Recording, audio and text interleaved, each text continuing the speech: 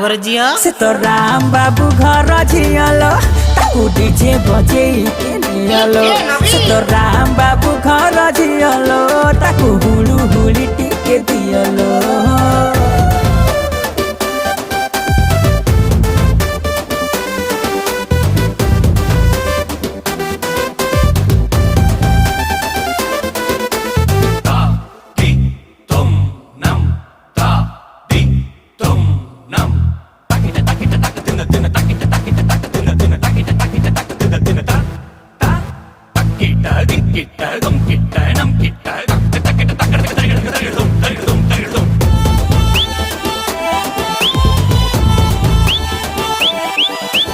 आगे थिला तारो चंचेरा चेहरा एबे तो कुदुल घुमा फोन रिसीव कहा के जानी फोपाड़ू छी खाली चुमा।